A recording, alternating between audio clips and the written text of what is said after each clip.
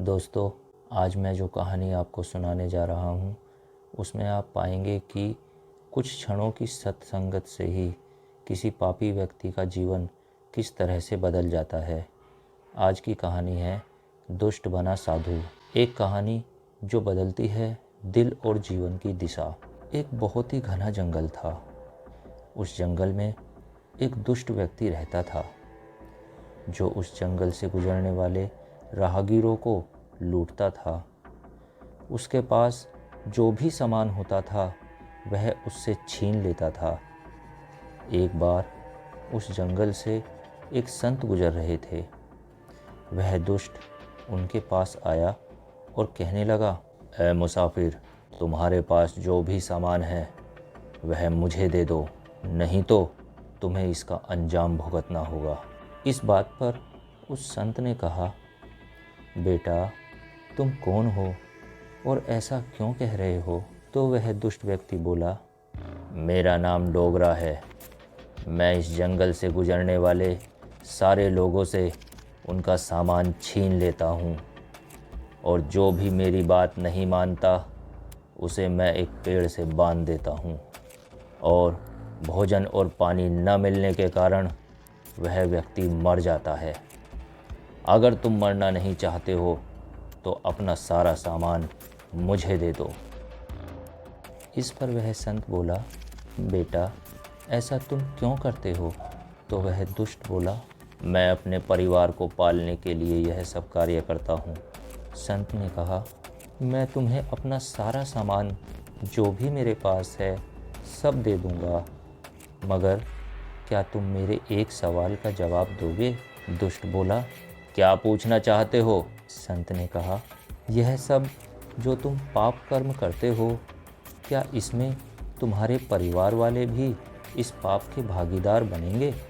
वह दुष्ट व्यक्ति बोला, क्यों नहीं भागीदार होंगे।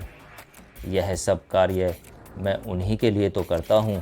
संत बोले, बेटा, एक बार अपने परिवार से भी यह बात पूछ लो।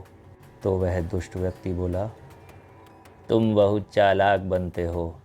मैं यह बात पूछने जाऊंगा और तुम यहाँ से भाग जाओगे। मैं तुम्हारी सब चालाकी जानता हूँ। वह संत बोला, बेटा, मैं एक सन्यासी हूँ, झूठ नहीं बोलता। जब तक तुम आओगे नहीं मैं यहाँ से नहीं जाऊँगा। फिर भी तुम्हें विश्वास न हो तो मुझे इस रस्सी के सहारे से बांध सकते हो।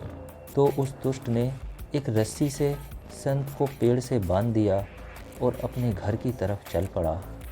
घर पहुंचकर उसने अपनी पत्नी और बच्चों से यह बात पूछी, सुनो, यह जो मैं पाप कर्म करके परिवार का पालन पोषण करता हूँ, क्या इस पाप में तुम मेरे भागीदार बनोगे? इस पाप के फल को भोगने के लिए तैयार हो? तो इस पर उसकी पत्नी ने कहा, नहीं नहीं, हम इस पाप को भला क्यों भोगेंगे? हमने तो यह पाप नहीं किया। यह सारे पाप तुम ही ने तो किए हैं। हम इस पाप के फल को नहीं भोगेंगे। यह सुनकर उस दुष्ट व्यक्ति को बड़ा दुख होता है और वापस दुखी मन से वह संत के पास लौट आता है। संत की रस्सियों को खोलकर वह हाथ जोड़कर उनसे कहता है कि मेरे परिवार ने इस पाप के फल को भोगने से मना कर दिया है, जबकि मैं यह सब काम उन्हीं के लिए तो करता हूँ। संत बोले, बेटा, यही बात समझाने के लिए तो मैंने तुम्हें इस प्रश्न को पूछने के लिए कहा था, क्योंकि हम अपने जीवन में जो भी अच्छा या बुरा करते हैं उसका फल केवल और केवल हमें ही भोगना होता है, किसी और को नहीं। इसलिए अपने जीवन को एक नई दिशा दो, इस पाप कर्म को छोड़ दो। उस संत महापुरुष की यह सब बातें उस दुष्ट व्यक्ति के दिल में उतरती चली गईं और वह उस संत के पैरों में गिर पड़ा और कहने लगा, बाबा, मेरा मार्गदर्शन कीजिए, आपने मेरी आंखें खोल दी। तब उस संत ने उस दुष्ट व्यक्ति को आशीर्वाद दिया और अपना शिष्य बना लिया। दोस्तों, इस कहानी से हमें यह शिक्षा मिलती है कि हमें अपने जीवन में सदैव अच्छे कार्य ही करने चाहिए, क्योंकि अच्छे कार्यों का फल हमेशा अच्छा ही होता है और बुरे कार्यों का फल हमेशा बुरा